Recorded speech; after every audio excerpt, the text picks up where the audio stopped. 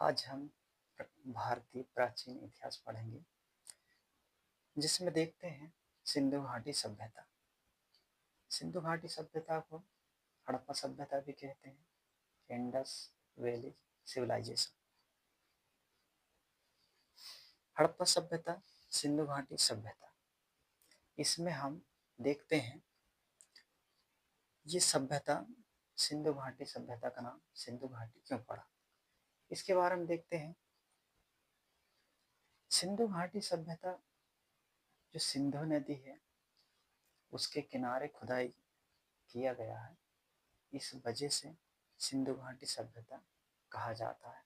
पंजाब की जो 5 नदियां हैं और जो पाकिस्तान प्रांत की जो नदियां हैं, सिंधु नदी के कारण ही इसको सिंधु घाटी सभ्यता कहा जाता है, ये देखना है। और हड़प्पा सभ्यता, सबसे पहले हड़प्पा नामक स्थान खुदाई की गई, इसलिए इसको हड़प्पा सभ्यता कहते हैं। सबसे पहले हम देखते हैं सर्वप्रथम जानकारी चार्ल्स मेनन। 1826 में एक चार्ल्स मेनन करके जो अंग्रेजी अधिकारी रहे हैं, उन्होंने ये जानकारी दी थी और सर जॉन मार्शल इसके महानिदेशक थे। 1856 में इसकी खुदाई शुरू किया गया था।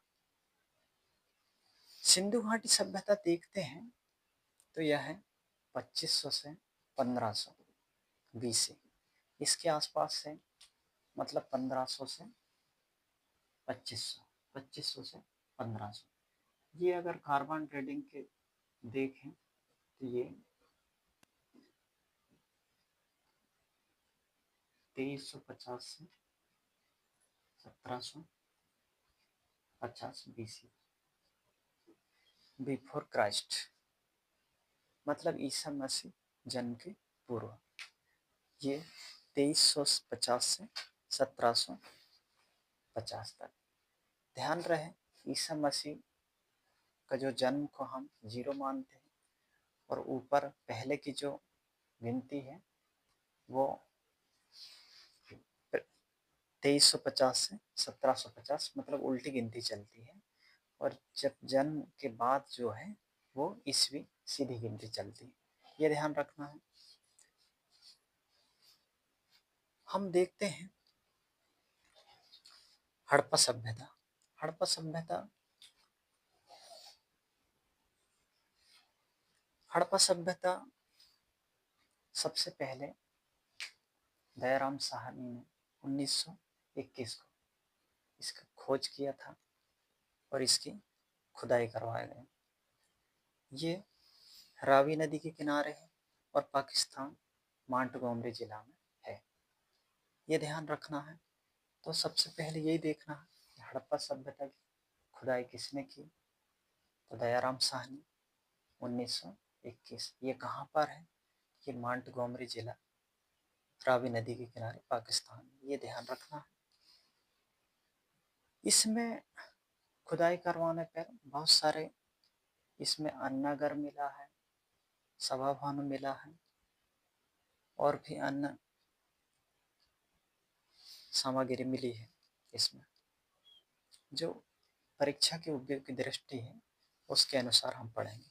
तो ध्यान रहे, हड़प्पा सभ्यता में सबसे ज़्यादा यही पूछा गया कि उसका कहाँ स्थान है, तो पाकिस्तान प्रांत जो है, मांटगोमरी जिले, ये ध्यान रखना।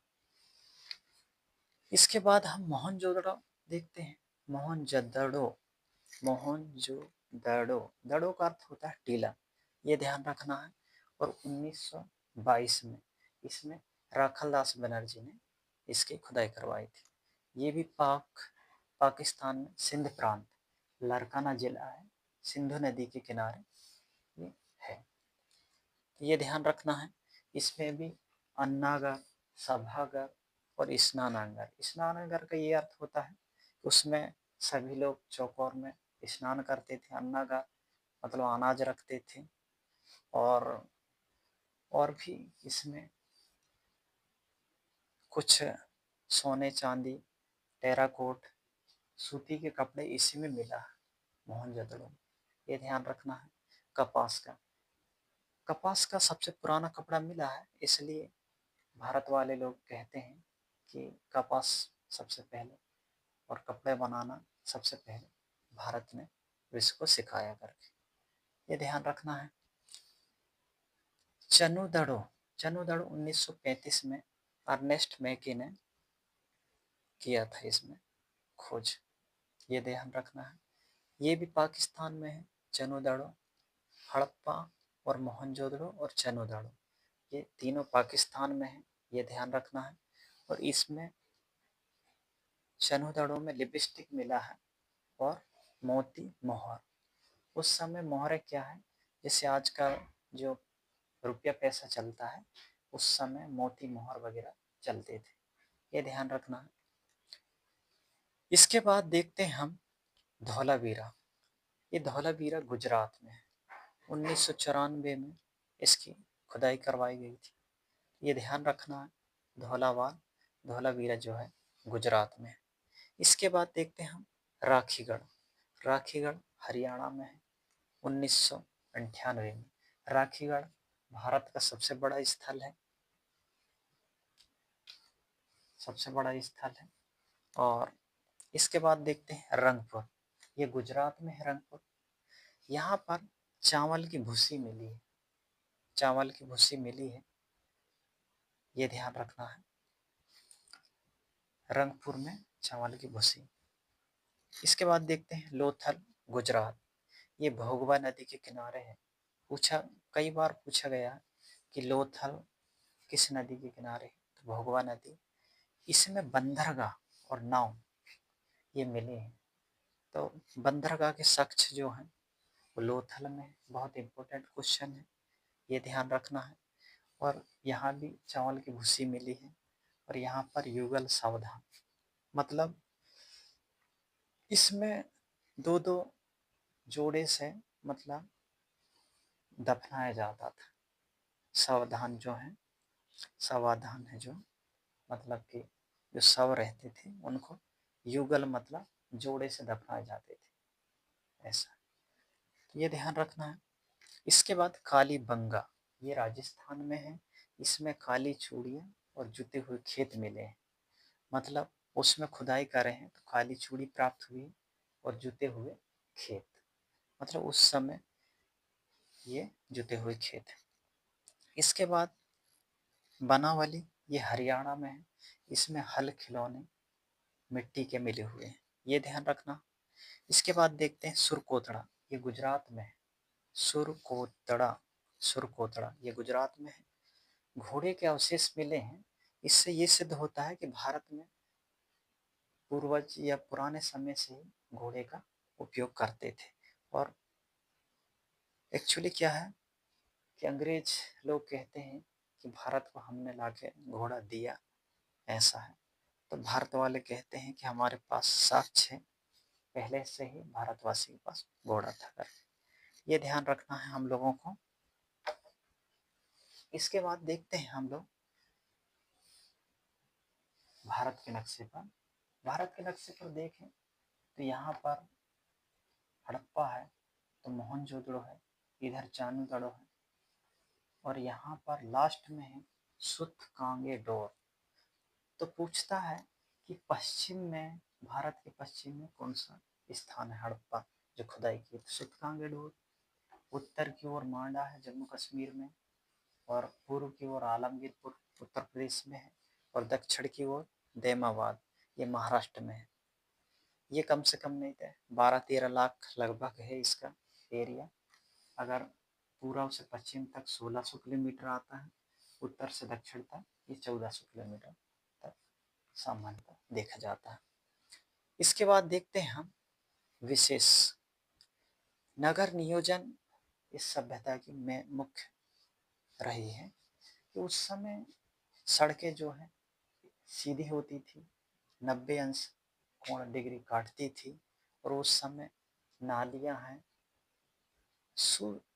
सुयोजन, मतलब नगर योजन जो है वो, जैसे अभी नगर निगम इसी के आधार पर किया जा रहा है कि शहरों को किस प्रकार से व्यवस्थित किया जाए, किस प्रकार से सड़क, पक्की नालियाँ, उस समय भी सड़कें हैं और नालियाँ हैं, सुव्यवस्थित होती थी, उस पानी के लिए होल होते थे। इस प्रकार से एक नगरीय सभ्यता 4000 साल पहले, मतलब 2500 ये और 2500 अभी हो गए, तो मतलब 4,500 से 5,000 का जो इतिहास है वो हमारे पास है। तो उस समय भी हम लोग व्यवस्थित तरीके से रहते थे, ये ध्यान रखना है। और हम देखते हैं आर्थिक आर्थिक स्थिति उस समय कैसी थी। तो उस समय व्यापार व्यापार लोथल से पता चलता है कि वहाँ बंदरगाह है, वहाँ मोहरें मिली है और सोना चांदी तांबा टीन से ये पता चलता है कि व्यापार करते थे। भारतीय सभ्यता जो सिंधु घाटी सभ्यता है वो व्यापार करती थी। टेराकोट मिले हुए हैं, सूती वस्त्र मिला है, ये ध्यान रखें। कृषि, कपास सबसे पहले मिला है, इसलिए कपास की खेती की जाती रही। जौ मिला है, चावल की भूसी मिली है, तो चावल की खेती भी किया जाता है। तो ध्यान रखें, कृषि, व्यापार भी करते थे, कृषि भी करते थे, आर्थिक, पशुपालन भी करते थे, क्योंकि गाय, हाथी, चीता, गैंडा, भैंस, घोड़ा, इनका उल्लेख है। धातु में तांबा, टीन, पीतल, लोहा से अपरिचित थे। ये ध्यान रखना है कि लोहा से अपरिचित थे, ध्यान रख। सिंधु घाटी के लोग लोहा से अपरिचित थे। धार्मिक स्थिति देखते हैं तो मूर्ति पूजा, उस समय मूर्ति पूजा होती थी। पशुपतिनाथ की मूर्ति मिली है और मातृ देवी की मूर्ति मिली। इससे अनुमान लगाया जाता है कि